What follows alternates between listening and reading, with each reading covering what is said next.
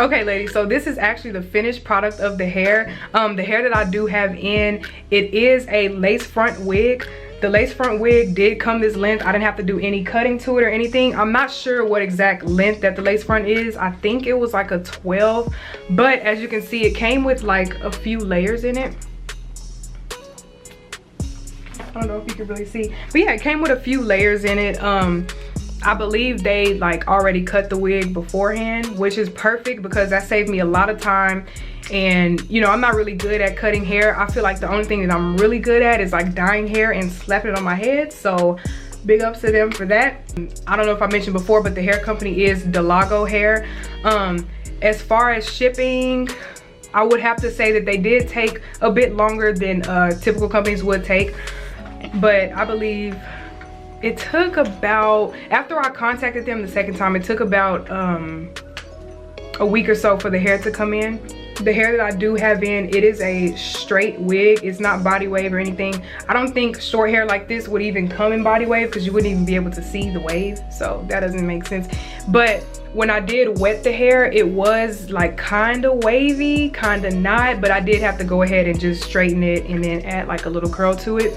As you can see, the hair is really good when it comes to holding curls. I literally just added like a slight curl just right here in the front and I bumped the hair, but I added this curl with the flat iron. If you watched any of my previous videos, you know that I always curl my hair with a flat iron. If you want to know how I do that, I do have a video up on my channel, so just be sure to scroll down and go ahead and look for it. So in the dyeing process, I did run into like one problem, and that's just me personally because I use a different process than I usually would. Instead of me using like boiling hot water, I just use hot water from the sink. So initially when I first put the dye in, the hair, it kind of wasn't turning, and I was like, why is the hair not turning? So I did have to like submerge the hair in the water in the dye for about a couple of minutes, and then I realized, I'm like, oh, maybe it's because I have too much water and not enough dye. So I did have to do this process 2 times, but I did it in the same setting. So overall it probably took about 15 minutes, so that's not bad because that's the point of watercolor. Watercolor is for you to save time. But yeah, this took about 15 minutes. The second go around, I did have to use less hot water and more dye, and that's how I achieved this color. I actually don't have any patches of blonde in here, which is really surprising.